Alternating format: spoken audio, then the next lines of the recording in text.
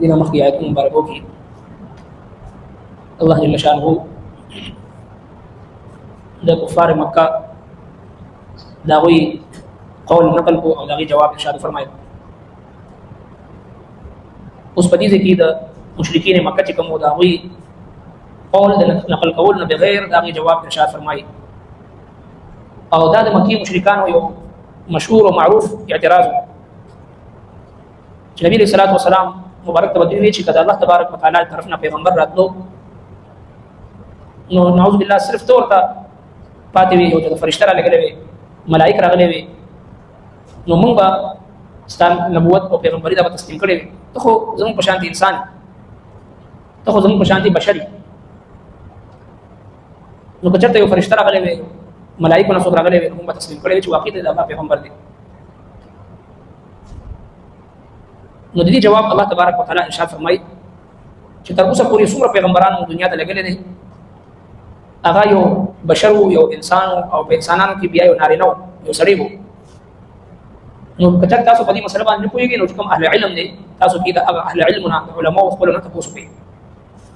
او موږ چې څومره پیغمبران لګلي دي په واضحو دلایلو سره او کتابونو سره لګلي دي او دا قرآن مجید چې کوم موږ نازل کړی دی دې دپاره چې دا بیان کړي خلکو ته هغه څه چې کوم دوی طرف ته نازل کړی شوي دي او چې دوی فکر وکړي. وما ارسلنا او نه دي لګلي موږ پیغمبران من قبلک تا نه وړاندې الا رجالا مگر سړي نوحي الیهم وحی را لګلی موږ هغې طرف ته چې څومره پیغمبران راغلي دي نو دا سړي او نارینه راغلي دي. زنانو کې چېرته یو پیغمبر هغه نه ده راغلی. د هغې وجوهات هم دغه دی چې نارینه په نسبت د زنانو الرجال قوامون على النساء په سوره نساء کې الله تبارک وتعالى ذکر کړی دی چې نارینه دا په زنانو باندې حاکمان دي نارینه دا په زنانو باندې ذمہ دار دي. قوامون على النساء بما فضل الله بعضهم على بعض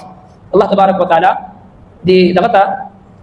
زنانو باندې نارینو ته یو خاص فضیلت هغه ورکړی دی او په نارینو کې داسې صلاحیتونه دي چې قوت فیصله قوت برداشت او دغه شان په هر اعتبار سره دي د زنانو په نسبت کامل دي. اگر چې د زنانو فضیلت دا په خپل ځای باندې زنانه چې کله نیکه صالحه زنانه وي دغه مقام فضیلت هر یو پیغمبر چې راغلی دی نو یو زنانه په غېږ کې راغلی شوی دی یو زنانه د هغې تربیت کړی دی او په خپل ځای باندې زنانو یو عظمت یو مقام په حیثیت د مور په حیثیت د لور په حیثیت د خور په حیثیت د ښځې چې کوم حیثیت سره یو زنانه وي دغه مقام په خپل ځای باندې مسلم دی. شریعت هغه ته یو ډېر اوچت مقام ورته ورکړی ده خو چونکې مقام نبوت مقام خلافت او دغه شانتي حکومت او اقتدار او دغه شانتي قاضي او د نور چې کوم اهم عهدې او مناصب دي دې منصبونو باندې الله تبارک وتعالى دا ذمہداري نارینو ته ورکړې او الله تبارک وتعالى فرمایي چې فاسألوا اهل الذکر تپوس کوئ تاسو د عالمانو نه اهل الذکر اهل علم ان کنتم لا تعلمون که چېرې تاسو نه پوهېږئ. حضرات مفسرین کرامو لیکلي چې کوم کس نه پوهېږي نو هغه باندې دا فرض دی چې هغه به د اهل علمو نه تپوس کوي. دا د نبی کریم صلی الله علیه وسلم او د صحابه کرامو او تر اوسه پورې د پوره امت په دې باندې اجماع ده چې کله یو عام کس په یو مسله باندې نه پوهېږي هغه به د علماو نه به تپوس کوي اهل علمو نه به تپوس کوي او بیا به په هغې باندې عمل کوي. دا په هغه باندې فرض دی او دې ته تقلید وایي.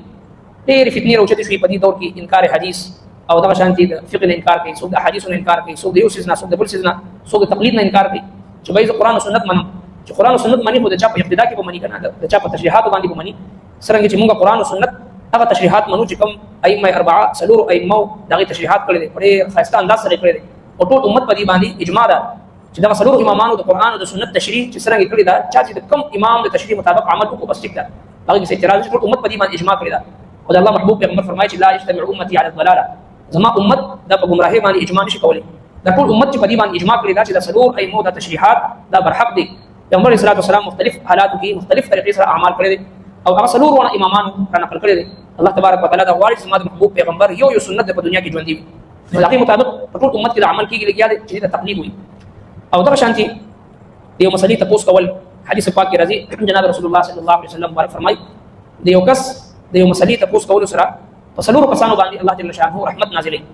یو سوال کوونکي باندې او دویم جواب ورکوونکي باندې او دریم اورېدونکي او څلورم هغې باندې خوشحالېدونکي.